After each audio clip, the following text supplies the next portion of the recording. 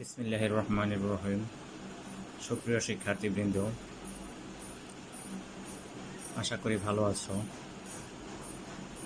যৌথ মূলধনী কোম্পানির আর্থিক অবস্থার বিবরণীর অধ্যায়ের বিশদ আয় বিবরণীর নমুনা ছক এর ক্লাসে তোমাদেরকে স্বাগত জানাচ্ছি। বিশদ আয় বিবরণীর নমুনা ছক, আমরা যদি ছকটি খেয়াল করি তাহলে দেখব এখানে 4টি কলাম রয়েছে। একটি কলাম হলো বিবরণ আর অপর 3টি কলাম হলো টাকার।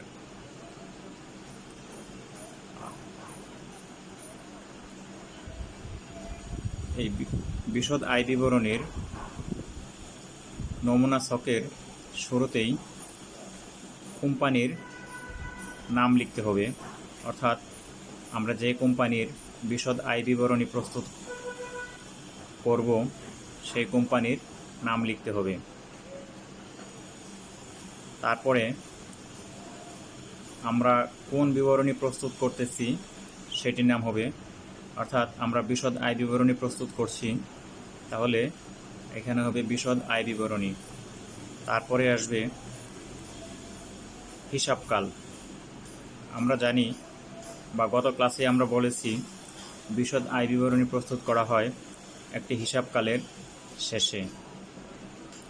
এখানে বলা হচ্ছে 2012 সালের 31শে ডিসেম্বর তারিখে সমাপ্ত বছরের জন্য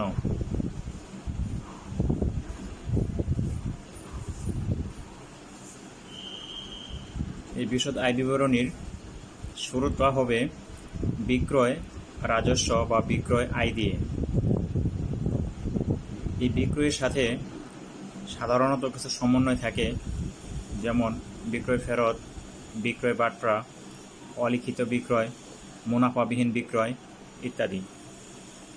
তো এই ছকে আমাদের বিক্রয়ের সাথে 2টি সমন্বয় দেয়া আছে, একটি হলো ফেরত, অপরটি হলো বাট্রা। আমরা জানি বিক্রয় থেকে ফেরত এবং বাট্রা বাদ দিতে হয়। তো বিক্রয় থেকে ফেরত এবং বাট্রা বাদ দেওয়ার পরে আমরা পেয়ে যাব নিট বিক্রয়।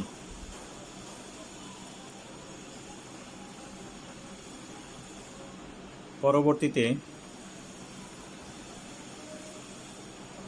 আমাদেরকে এই নিট বিক্রয় থেকে বিক্রিত পণ্যের ব্যয় বাদ দিতে হবে। বিক্রিত পণ্যের ব্যয় নির্ণয় করতে হয় হলো শুরুতেই প্রারম্ভিক মজুদ, তার সাথে নিট ক্রয় যোগ করতে হয়, তারপর প্রত্যক্ষ খরচ বা ক্রয় সংক্রান্ত খরচগুলো যোগ করতে হয়,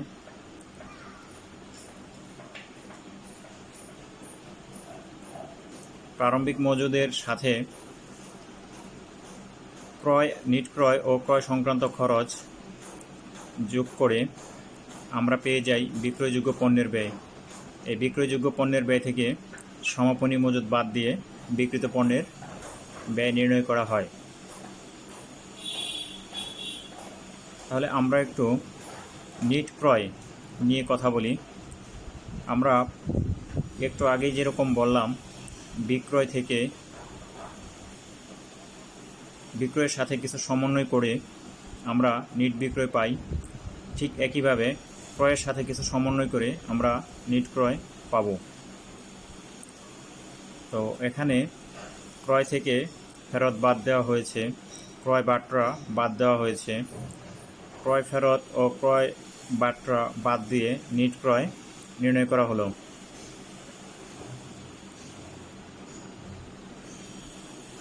নিট ক্রয়ের সাথে ক্রয় সংক্রান্ত আরও কিছু ব্যয় আমাদেরকে যোগ করতে হবে। সেগুলো হলো ক্রয় পরিবহন, আমদানি শুল্ক, জাহাজ ভাড়া,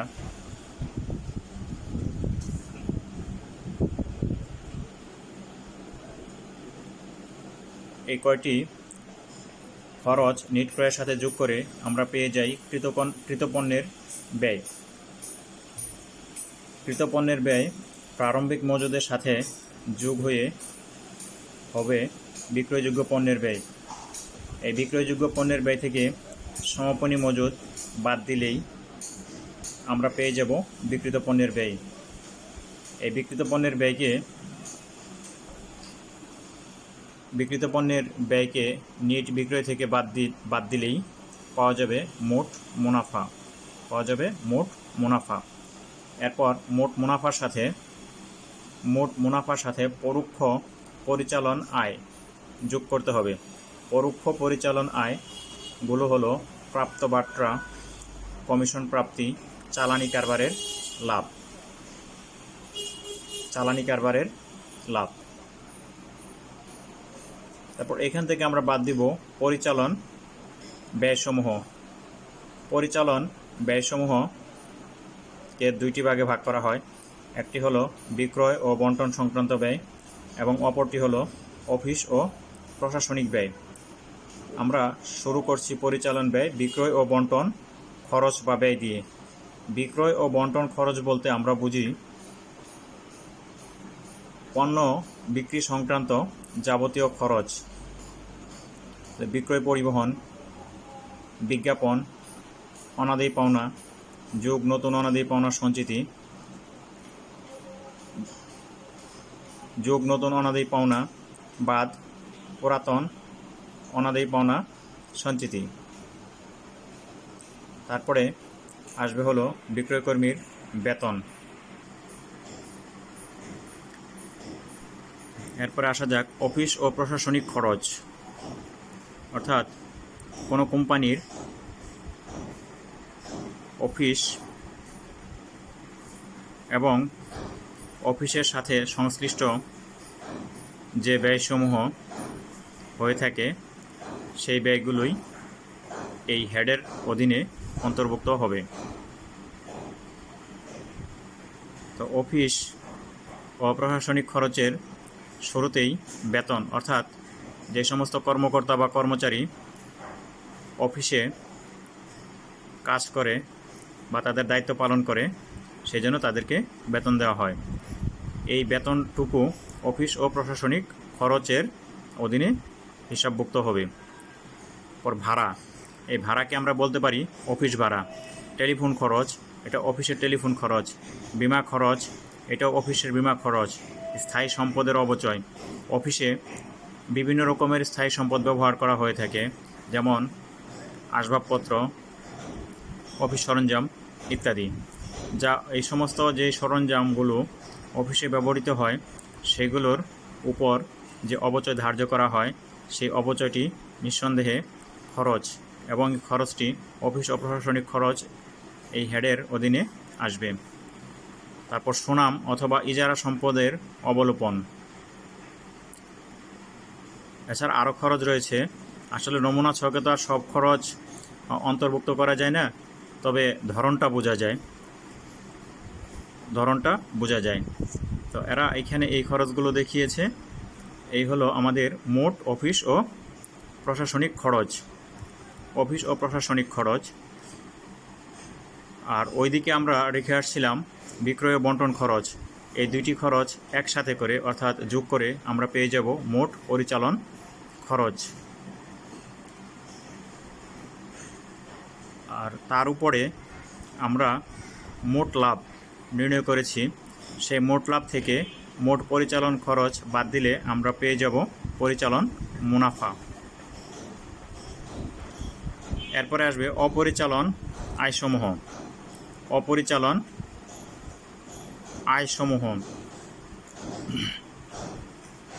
অপরিচালন আয় হলো যে আয়ের জন্য কোম্পানি তার প্রধান কার্যাবলীসমূহ পরিচালনা করে না। কোম্পানির প্রধান কার্যাবলী পরিচালনা করতে গিয়ে তার সাথে সম্পর্কিত কিছু আয় হয়ে থাকে, সেই সমস্ত আয়গুলোকে আমরা অপরিচালন আয় বলি। অপরিচালন আয়গুলো হলো লভ্যাংশ আয়, বিনিয়োগের সুদ, ভাড়া আয়। এটা ভাড়া আয় না বলে আমরা যদি উপভাড়া বলি তাহলে বিষয়টি আরও স্পষ্ট হয়। স্থায়ী সম্পদ বিক্রয়জনিত লাভ, ব্যাংক জমার সুদ, প্রদত্ত ঋণের সুদ, শিক্ষানবিশ, স্যালামি, এই সমস্ত আয়গুলোকে আমরা অপরিচালন আয় হিসাবে গণ্য করতে পারি।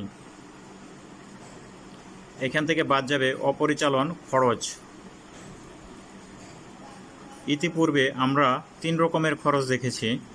একটি হলো বিক্রিত পণ্যের ব্যয়, অপরটি হলো বিক্রয় ও বন্টন ব্যয়, এবং আরেকটি হলো অফিস ও প্রশাসনিক ব্যয়। এই 3টি ব্যয় ছাড়া রেওয়া মিলে যত প্রকারের ব্যয় আছে সকল ব্যয়কে আমরা অপরিচালন ব্যয় বলতে পারি।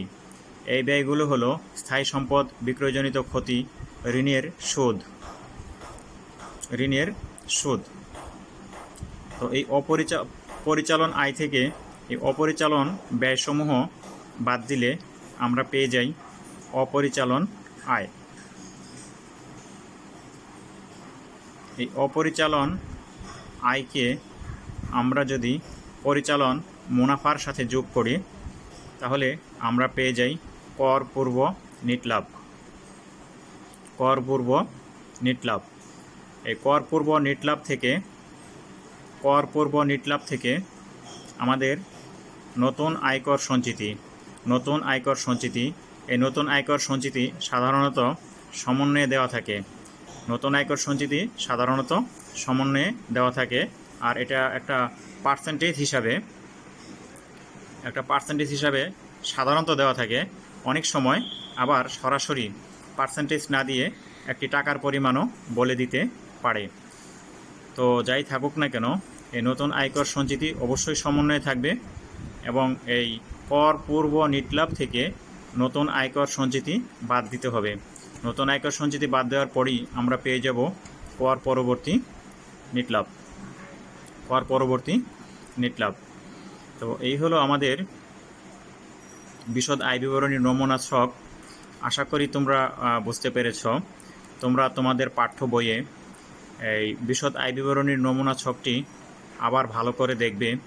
তারপরেও যদি তোমাদের কোনো প্রশ্ন থাকে তোমরা মেসেঞ্জারে প্রশ্ন করবে, আমি উত্তর দেওয়ার চেষ্টা করব।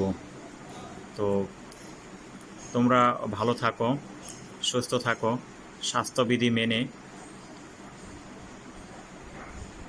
ঘরে অবস্থান করো, এই প্রত্যাশায় সবাইকে ধন্যবাদ জানিয়ে আজকের মতো শেষ করছি। সবাইকে ধন্যবাদ।